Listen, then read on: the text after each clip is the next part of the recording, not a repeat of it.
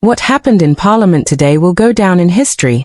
Not as just another noisy session, not as another shouting match that fades into yesterday's headlines, but as one of the most explosive, jaw-dropping, unforgettable political moments South Africa has ever seen. You think you've seen drama before? You think fiery speeches, walkouts, and scandals have set tongues wagging in the past? No. What happened today makes every passing storm seem like child's play, a Sunday picnic compared to a political earthquake. This wasn't just politics. This was theater. This was chaos. This was a moment that will be replayed, debated, and dissected for years to come. Picture the chamber at first, calm, routine, almost sleepy. The faint rustle of papers being shuffled, the click of a pen against wood. MPs leaned into each other to whisper. A few smiled. Some yawned. Just another day in the House of Power. But then something shifted. The air grew heavy, the kind of weight you feel before a storm breaks. Conversations slowed. Eyes widened across the benches. There was an unspoken tension, as if everyone sensed a storm brewing but no one knew how fierce it would be. And then he stood up. Gayton McKenzie, the man whose very name sets Parliament ablaze. Known for his blunt tongue, his love of theatrics, and his refusal to bow to old rules, he is not the type to whisper when he can roar. As he rose from his seat, the atmosphere transformed. The ANC benches sagged uneasily. Opposition MPs leaned forward with narrowed eyes. Journalists' pens hovered mid-air, ready to capture history. Everyone knew something was about to happen. And they were right. Here's the truth about Parliament. Everyone knows when McKenzie rises, it's never for nothing. He does not stand for applause or empty rhetoric. He does not knock politely. He kicks down the door. He does not whisper a warning. He thunders. Bold, unapologetic, and brash, he doesn't just rattle cages, he tears them open. And on this day, he wasn't rising to make a speech. He was rising to light a fire.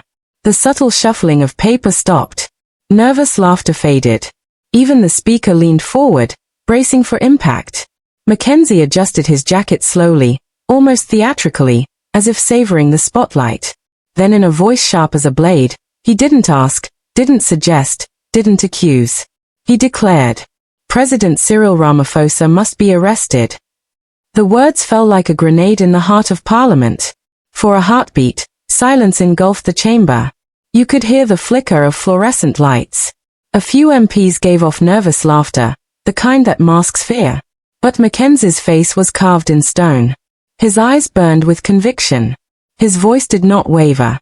He leaned into the silence and dropped his second bombshell. I have an international arrest warrant for President Cyril Ramaphosa. The chamber exploded. Gasps echoed across the benches. Papers flew into the air. The speaker's gavel pounded again and again, each strike echoing like a war drum, but it was useless. Control was gone. ANC MPs roared in outrage. The opposition burst into applause and jeers. The chamber was no longer a parliament, it was a battlefield. And then came the walkout. Not a polite exit, but a storm. Chairs rattled against the floor as MPs rose. Fingers pointed, accusations echoed, faces flushed red with fury. Some stormed out, footsteps thundering like rebellion through the marble halls. This was no routine protest. This was an uprising. Outside the chamber, the chaos only intensified. MPs huddled in corners, whispering sharply into their phones, voices low and urgent like caged lions. The building itself seemed to tremble under the weight of what had just unfolded. And beyond Parliament's walls, the nation erupted. Twitter caught fire within minutes. Hashtags trended faster than journalists could type. Facebook memes flooded timelines. TikTok filled with edits and voiceovers of McKenzie's thunderous announcement. WhatsApp groups from township street corners to suburban lounges buzzed with anxious voice notes. In classrooms, in taxis, in factories, one question whispered and shouted everywhere. Is it true? Can it be true?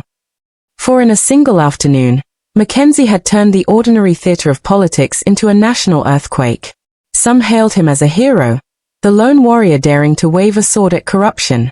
To them, he was the voice of the voiceless, the champion of ordinary South Africans abandoned by those in power.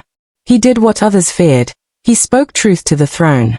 But critics saw recklessness, a man playing with fire inside the holiest chamber of democracy. They accused him of turning Parliament into a circus, trading dignity for spectacle. They said he wasn't defending democracy, he was destabilizing it. Yet, here is the undeniable fact. For one afternoon, Gayton McKenzie owned the stage. He seized the spotlight. He set the narrative. And when he walked out, even his fiercest enemies were left speechless. But where does this leave Cyril Ramaphosa? He is no stranger to storms. He has survived scandals, endured factionalism within the ANC, and weathered endless accusations of weak leadership. Yet this was different. This was not whispers in corridors or angry tweets from faceless critics. This was inside the chamber itself, the beating heart of democracy, where McKenzie stood and called for his arrest. Not tomorrow. Not after an investigation. Arrest now. Ramaphosa now faces a deadly dilemma. If he stays silent, speculation will spread like wildfire, filling every gap with rumor and conspiracy. If he responds, every word, every gesture, even the pauses between his sentences will be dissected, twisted, weaponized. It is the kind of trap no leader escapes unscathed. Damned if he does, damned if he doesn't. And the world is watching. From embassies in Pretoria to trade floors in London, from Washington think tanks to Brussels corridors, the question has taken root. Is the South African president under international investigation? What if McKenzie's claim is true? What if the arrest warrant really exists? The fallout would be catastrophic. A president shadowed by foreign prosecutors, a government stripped of credibility overnight. But what if McKenzie is bluffing? Then this moment might still go down as the boldest gamble in modern politics, a high-stakes move that could either crown him a kingmaker or destroy him as a reckless populist. Either way, this is not noise. This is not a scandal that will fade by next week.